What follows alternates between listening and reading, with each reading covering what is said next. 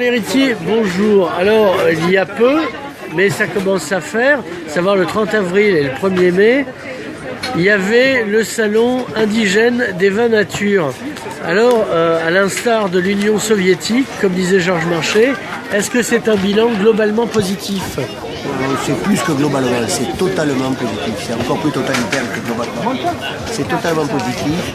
Ça a été parfait dans l'organisation, qui était millimétrée, dans la force de l'idée de faire un salon des Catalognes, dans le fait d'avoir des jeunes bénévoles qui ont fourni un travail collectif extraordinaire, dans la qualité des liens qui se sont noués, dans le succès économique pour tous ceux qui avaient un stand. Bref, ça a été, et surtout dans la fréquentation qui a été au-delà de nos espérances. Puisqu'on espérait au minimum 1000 personnes sur 2 jours, en espérant atteindre 1500, et en fait on a eu 2130 visiteurs entrées payées. Donc c'est énorme, on peut le dire. C'est énorme, voilà. Alors on a eu aussi des professionnels. Alors oui, il y a eu des professionnels, on estime entre 6 et 700 professionnels sont venus, ce qui est beaucoup là aussi, avec des gens qui représentaient les importateurs japonais, il y a eu l'importatrice canadienne qui est venue, des tas de commerciaux ou de restaurateurs de Paris ou des acheteurs en vin nature. Également, beaucoup de gens de Catalogne Sud, des professionnels, des restaurateurs là aussi, ou des acheteurs, des cavistes. Donc là c'est un grand succès et les vignerons, par les remerciements qu'ils nous ont adressés, ont bien montré que c'était important pour eux, quoi.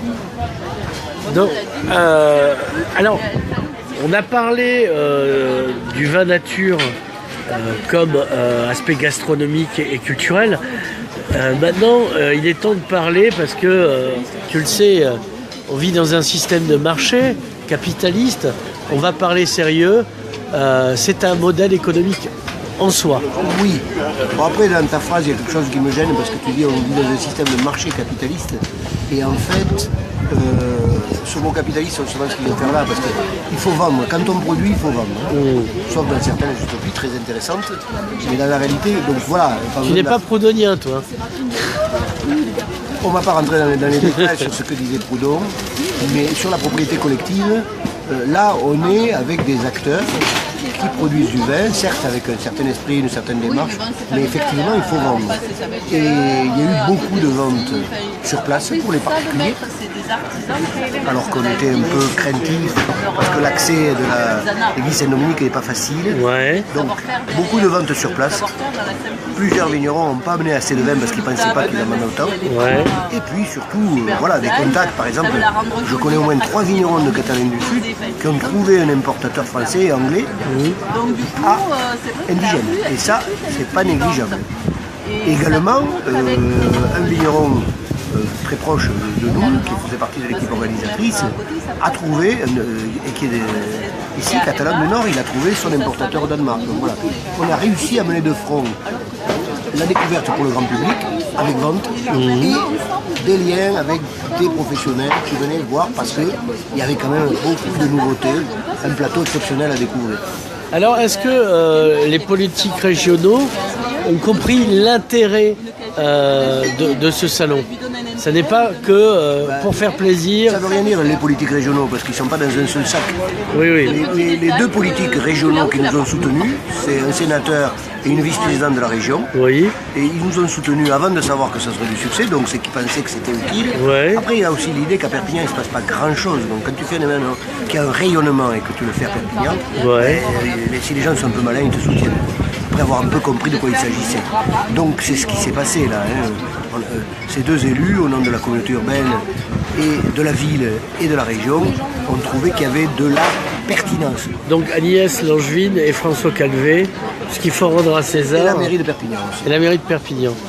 Alors l'idée c'est la suite.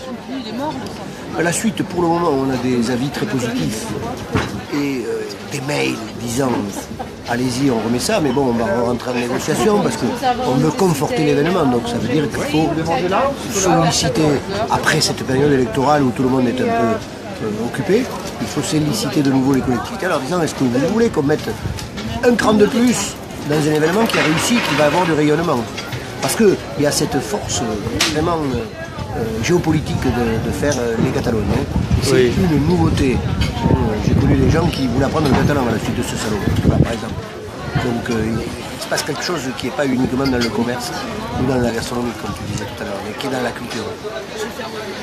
Alors, est-ce que c'est quoi avant le prochain, est-ce qu'il y aura des événements intermédiaires qui je ne sais pas. D'ailleurs, c'est un peu peuvent long. faire rebondir des répliques.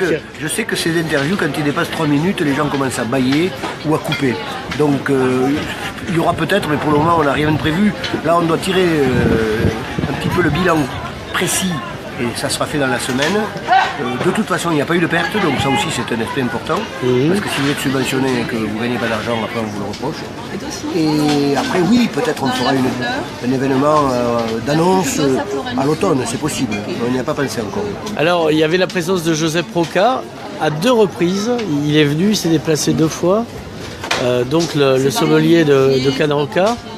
Il a fait un 8e plat, parce qu'il y a eu le repas de Chris. Oui. Alors là, ça a été à guichet fermé, puisque c'était le repas des vignerons, 200 personnes. Et c'est vrai qu'on a eu des espèces de bonus qui relevaient de l'amitié de la part de Josep Roca et du Seigneur de Can-Roca, qui a fait un plat, et de la part de Carlos de Villamas, qui lui aussi a fait un plat très très bon d'ailleurs. Donc ça c'était très positif. Bon, mais il y a eu beaucoup de solidarité du côté des chefs. Voilà, on n'a que de bons signes pour recommencer. Le seul petit point faible, puisque tu parlais de Rock, c'est qu'il y a eu un film le lundi soir au cinéma Castillet et qu'on n'a pas eu beaucoup de fermentation spontanée. Voilà, donc peut-être on le représentera dans l'année qui vient, parce que c'est quand même dommage qu'après avoir eu comme présentateur du film Rock, on ait eu aussi peu de monde. Jean L'Héritier, merci. De rien.